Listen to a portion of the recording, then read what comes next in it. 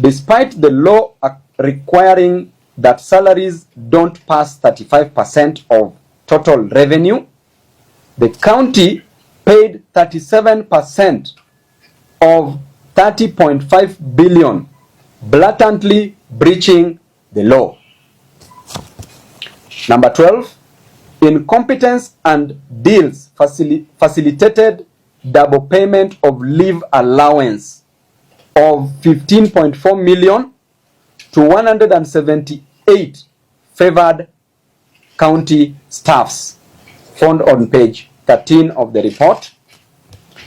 Number 13, despite having their gross pay properly paid, 26 officers were paid additional 17.6 million Kenya shillings without any reasons, which means that those were conduits for removing money from county accounts. That is found on page 14.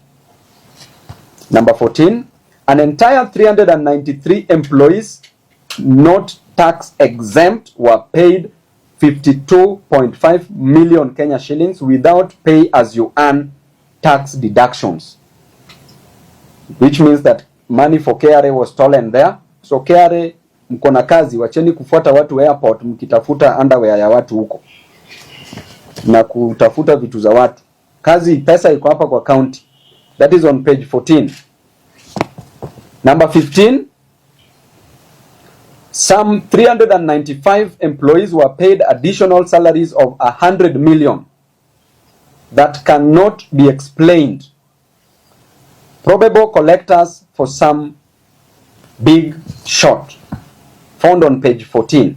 Everything that I'm reading are very factual, and these are as per the Auditor General's report.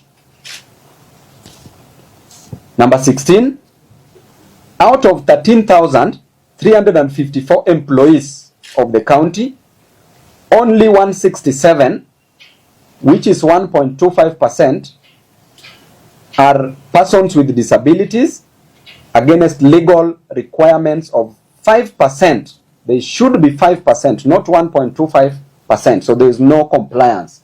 So therefore, the governor, you must up your game and employ persons with disabilities. That is found on page 14. Question number 17. Despite deductions, despite deducting pay as you earn, NSSF and NHIF of 1.72 billion, the county government did not remit those statutory deductions, which means that they are deducting, but they are stealing these monies. They are not remitting.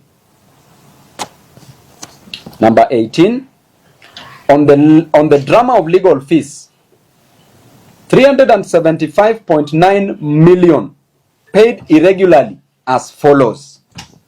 That runs from page 18 to page 24 of the Auditor General's report. Number A part of it, 34 million paid, 34 million Kenya shillings paid were a fee note of 80 million, which was raised in a case which was before the High Court in a commercial transaction, case number 1581 of 2014, to defend the county on outstanding land rates of 5.4 million. So 34 million was paid. Okay? The advocate raised a legal fee of 80 million. So I want you to note the nature of these cases and why 80 million should be raised for such cases. That was in 2014, but money has been paid now. Okay? So which means that one of the ways by which the governor uses to steal money from the county is through these legal fees.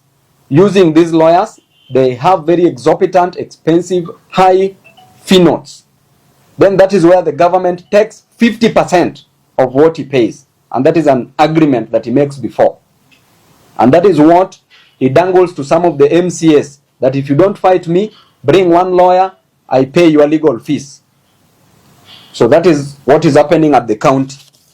Part B of it, 47 million were paid were paid, where a fee note of 78 million was raised to represent the county in a matter which was the Environment and Land Court, case number 248 of 2021, where a small plot was double allocated by the county in Kayole. Part C, on the 17th mwezi wa saba, 17th mwezi wa saba 2023, 57.8 million Kenya shillings was paid to a law firm for defending. Now, I want you to hear, this is very serious. 57.8 million paid to a law firm for defending the county in a matter which was in the court, in the Environment and Land Court, case number 18 of 2022, against Ndakaini Dam land compensation of 1989, where a fee note of 77.9 million Kenya shillings was raised. So he paid 57.8. D, on the same month, same day, 17 mwezi wa saba 2023, 67 million was paid to an advocate for defending the county in Environment and Land Court, case number 176 of 2021, where a fee note of 100 million was raised against an individual who sued the county for not shortlisting him as a traffic marshal. Mnasikia hii drama kweli? Hii ni comedy. This is comedy. Imagine 67 million Kenya shillings was paid to an advocate just for defending the county for not shortlisting a person as a traffic marshal who is going to earn 18,000 to 20,000 Kenya shillings per month. Why did the governor pay 67 million Kenya shillings? Why couldn't he use this money to employ more traffic marshals? And the fee note that was raised was 100 million to represent that one person whose name did not appear in the shortlisting. He was not shortlisted. You pay 67 million. Madness. On 17th the same month, mwezi wa saba, a further 50 million was paid to an advocate for defending the county in a matter where a fee note of 129 million was raised for unknown reason. Imagine, the case has not been stated. Hiyo ni kesi hewa ama air. But he paid 50 million to the advocate in the Environment and Land Court, case number 379 of 2018. Unknown. But they decided to fix a case number. But there is no case in such a situation. F, on 8th of May 2023, 70 million was paid to an advocate for defending the county in a matter where a fee note of 145 million was raised against the Kenya County, the county government's workers union. That is 2023. A further 70 million paid just to represent county government's workers union. While the county, remember, has a legal department where there are advocates who can do these works. Right? G, on 17th mwezi wa saba 2023, 30 million was paid to an advocate for defending the county in a matter where a fee note of 116 million was raised on alleged threats on county workers pension fund. Just threats. You issue a threat, you are taken to court, an advocate is paid 30 million. H, even those who have cases for murder, cases for terrorism, they don't pay advocates such amounts. H, on the 17th of March 2023, 20 million Kenya shillings was paid to a law firm for defending the county government in a matter which is before the High Court, a miscellaneous case number 123 of 2017. Then part C, which I've indicated as the last batch, it says number 1, a provider of security services to ECDE facilities who had been paid 42 million Kenya shillings for the months of April to August 2020 on 30th Mwizi wa sita 2021 was paid again 16.8 million for the months July and August 2020 by Governor Sakaja, and was paid on the 13th March of 2023. So the amount of money that has been stolen there is 16.8 million Kenya shillings. That is found on page 25 of the report. Number 2, garbage collection paid for at 145.9 million without any documentation and handwritten receipts issued despite Dandora Weighbridge being capable of generating official receipts. Tunaelewana vizuri? Amba mmepotea wenzangu watu wa media? Tuko sawa?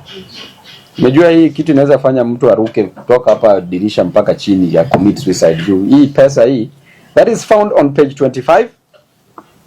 Number 3, a paltry 27 tippers were purchased at a whooping 772 million. Hey, Sakaja, sacks. Hey, hii ni bishi na county kweli. A paltry 27 tippers, hizi lori za kubeba takataka, were purchased, zilinunuliwa at 772 million. Which means that lori moja, mtu anipigie hesabu hapo haraka, 772 divided by 27, tupate bei ya lori moja hapo haraka sana, is approximately 30 what million? 28 million. So lori moja ya tipa ilinunuliwa at 28 million. Hey, that is on page 26. Other notables: Governor Sakaja has refused to appoint critical staff. This is also in the report. Number 1, as critical as a county secretary who serves as a secretary to the cabinet and head of county public service is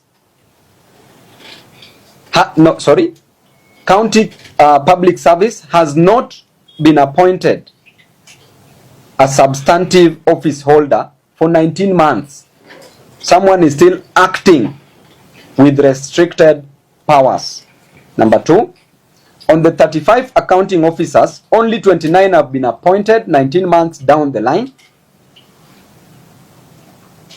The question is, aren't there enough qualified people in Nairobi to do the jobs? Why haven't we appointed the 16 remaining? Number 3, there is a case seeking to nullify the appointment of Sakaja's County Public Service Board members due to breach of the law. So that means clearly that he's a lawless man, as you can see. And therefore, Sakaja's state of the county was merely diversory. Number 1, the big projects, building primary school classrooms, which is not his duty as he was purporting and saying, that is a function of the national government.